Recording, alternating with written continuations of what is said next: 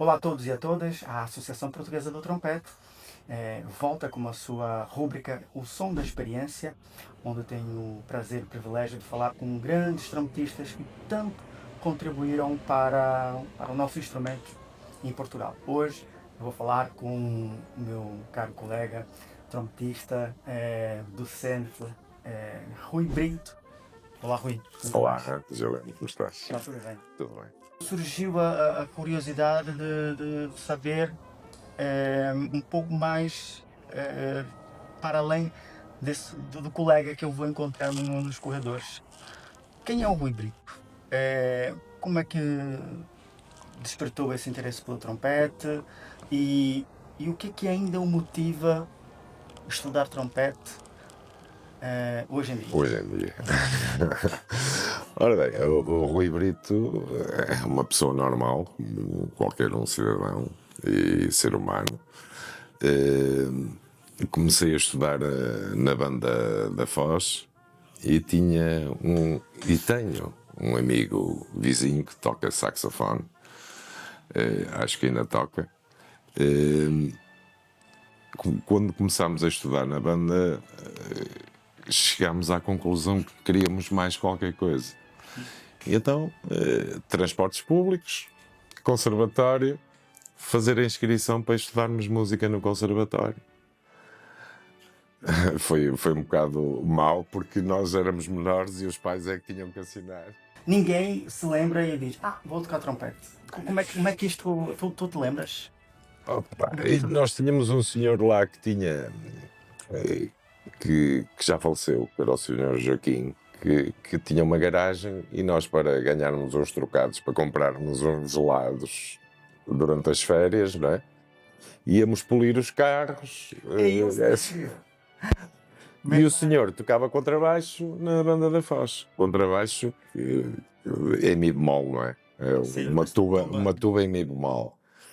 E então apanhávamos lá e ao fim da tarde dávamos aulas de formação musical. Tínhamos que ir lá fazer o solfejo, não é? E tu tinhas quantos anos? Tinha à volta de, sei lá, 6, 7 anos de idade. 8. A partir daí começou-nos a levar para a banda, não é? E conforme o instrumento que precisava, eu não andei a tocar um ano clavicorne, que é o ancestral da trompa. Ui, eu nunca tinha ouvido falar nesse Não é o saxofone, pois não? É o saxofone, basicamente. Ok. Que se chamava na altura o clavicorne, não é? Que é uma trompa com pistões. Uma trompa com pistões. Era em mi bemol, era uma trompa em mi bemol, se calhar era mais pequena por causa disso. Ainda andei um ano com aquilo, porque era o instrumento que eles precisavam. Pois. Eles precisavam disso, mas entretanto eu comecei a ver os trompetistas e comecei a ganhar gosto pelo trompete e queria tocar trompete, não é? Trompetistas a fazerem solo. Sim, também, aquela coisa, não é? O trompetista e tal. E vim para o conservatório estudar trompete. Por incrível que pareça, com um professor de trompa. Okay. Era um professor de trompa na altura que dava aula. Ele tocava, era o primeiro trompa da Orquestra Sinfónica do Porto e dava aulas de trompete, todos os metais. Ok, porque naquela altura havia um professor de madeiras, um professor de metais, e esse professor corria essas coisas todas. Entretanto, nós queremos sempre, ou não sei se é meu, mas que também tem alunos assim e outros que não são. Nós tentamos sempre ir buscar qualquer coisa. E ia ver os concertos da orquestra, tínhamos os concertos ao domingo, ao meio-dia, eu ia vê-los todos, ouvir os trompetistas tocar e tal. Assim, não, eu quero um professor de trompete. E aí cheguei mesmo a ter aulas antes desse professor ir aqui para o conservatório dar aulas. Tive aulas particulares com ele, com o professor Macedo. O famoso professor Macedo. E portanto ele ajudou-me bastante, que eu costumo dizer que foi o meu segundo pai, o meu pai da música a nível do trompete, foi o professor Macedo. Ele ajudava bastante as pessoas, tinha um feitio muito peculiar. Era. Aquilo tinha que ser tudo direitinho como ele queria, se não fosse. Mas tu estiveste com ele até o oitavo. Até o oitavo. Até fazer o bacharelato aqui no conservatório, que era o que havia na altura. Então, se calhar, tu és uma das pessoas, porque os outros entrevistados também tiveram algum tipo de aproximação, com aulas particulares, Sim, sim. mas se não me falha a memória, eu acho que nunca tiveram com ele a ter aulas mesmo, certinhas, né? Acompanhamento. Sim. Então, se calhar, tu és a pessoa que talvez conhece melhor o. Sim, eu tive uma vivência bastante grande com ele, não é? Que, não sei, ele formava grupos, tinha grupos de metais, Era muito.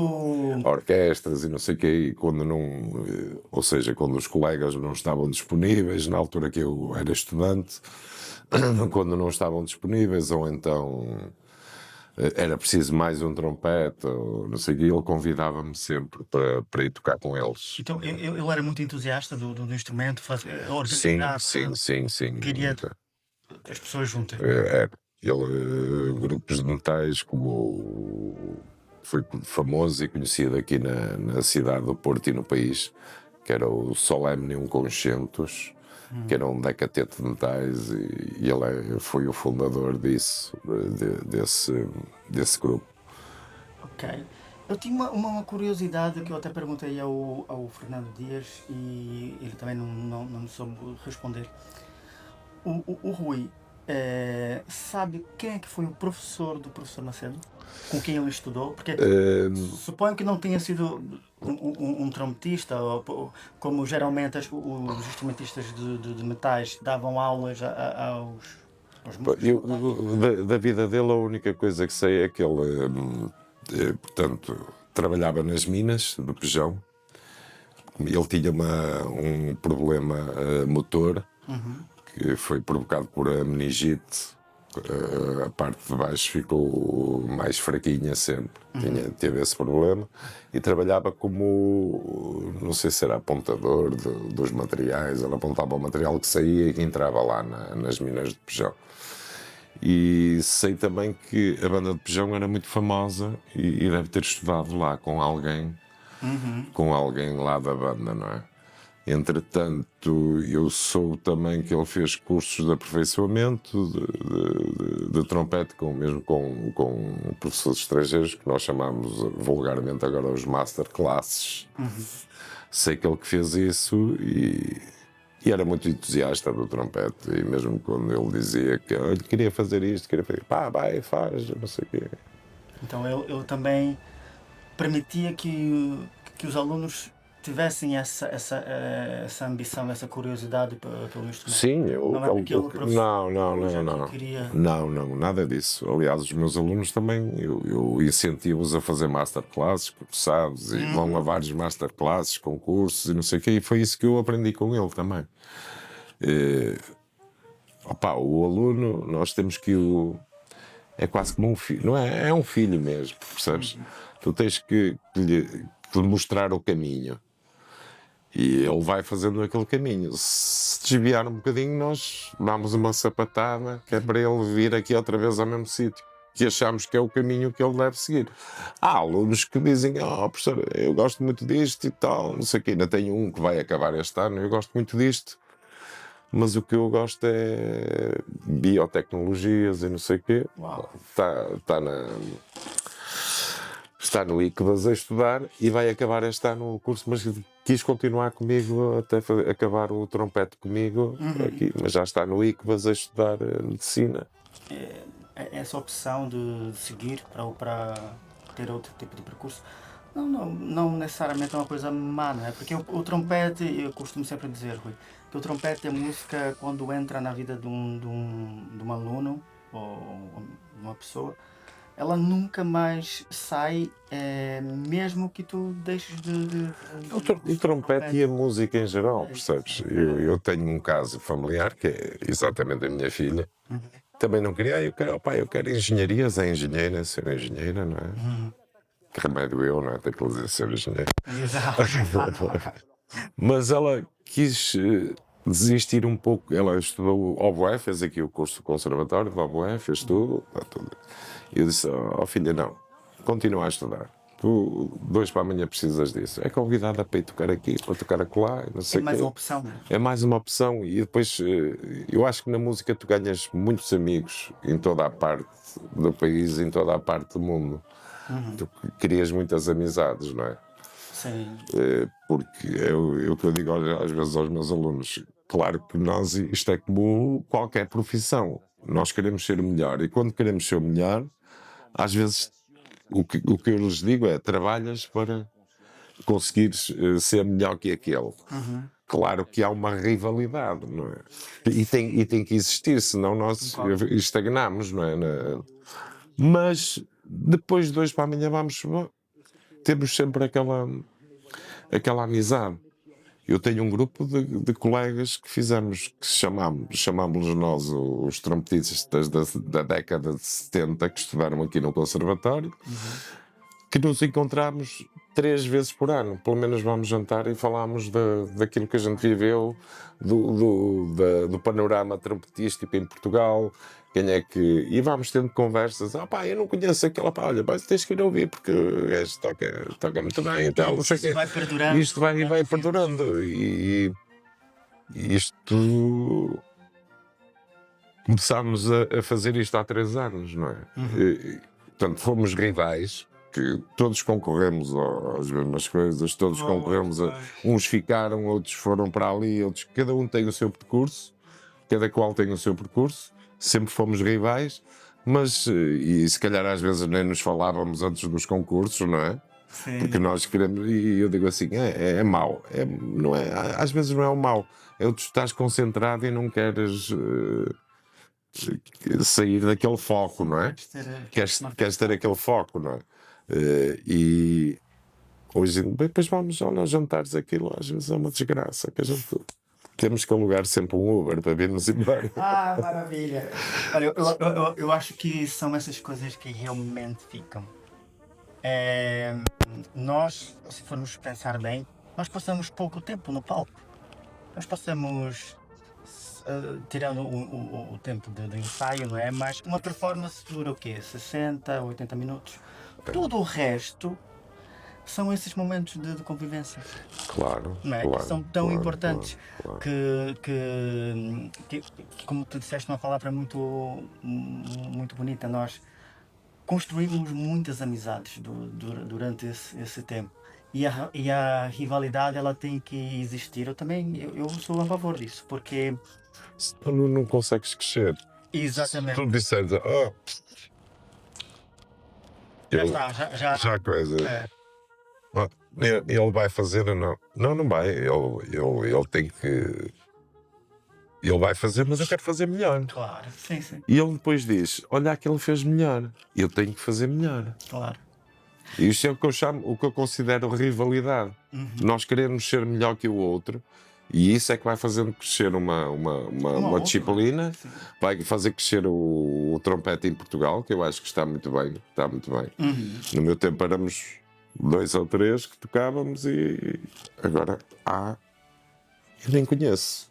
Aí e às vezes dizem-me assim, o Zé Albino e tal, assim, não sei quem é, mas que o gajo toca muito bem. Toca muito bem e tal, não sei em todas as bandas há um trompetista que se destaca. E antigamente se calhar não era. Eu não quero te chamar velho, pelo amor de Deus, não é isso, mas não, tempo, não se calhar não. Mas no teu tempo as pessoas que se destacavam, o nível era muito diferente do nível que era. Sim. Não é?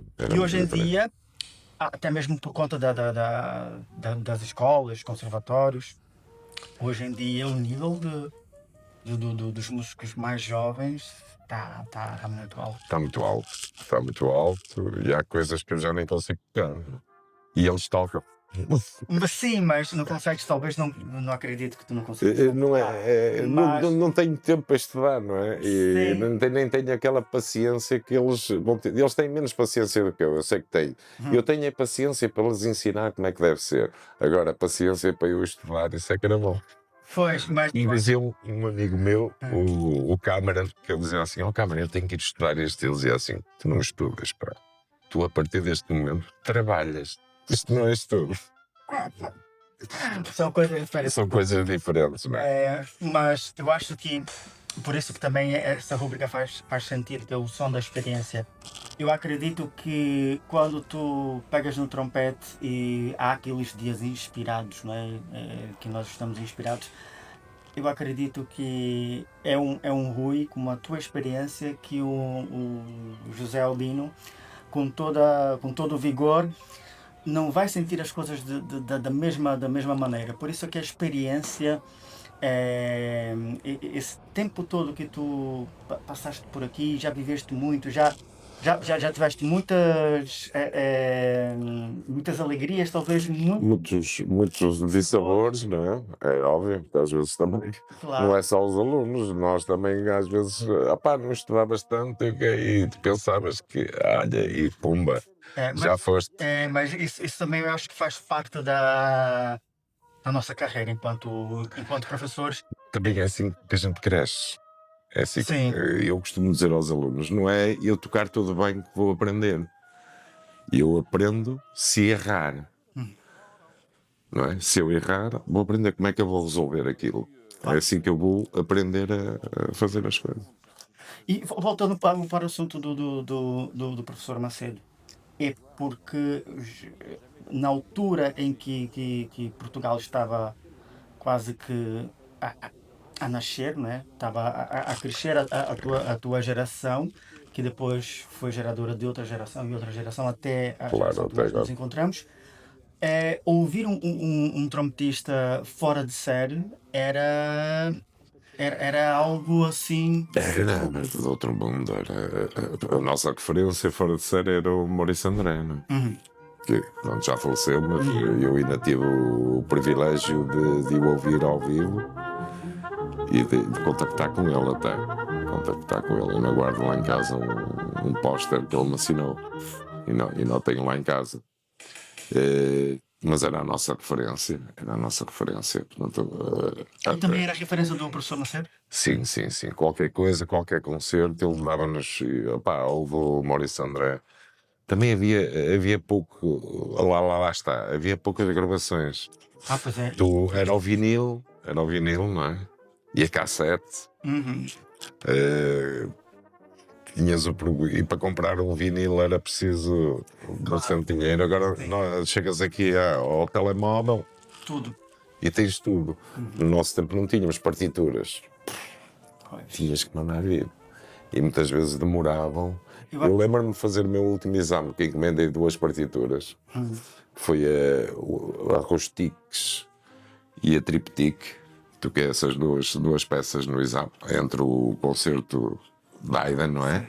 Que tinha que ser, e toquei a sonata do Purcell em piccolo e fiz isso, não é? Eu só consegui essas partituras um mês antes. Eu estudava aquelas passagens porque tinha ouvido na rádio e gravei numa cassete. Estás a brincar, a sério? Gravava e ia estudando as passagens. Algumas aquela tonalidade às vezes não ficava no sítio e pensava que era assim, mas não era, afinal era outra coisa. Então só um mês antes é que tu foste. é que eu fui olhar. As notas são estas. Pois, algumas delas, não é? Eu acho que eu acredito que desde sempre, houve trompetistas assim fora de série em Portugal.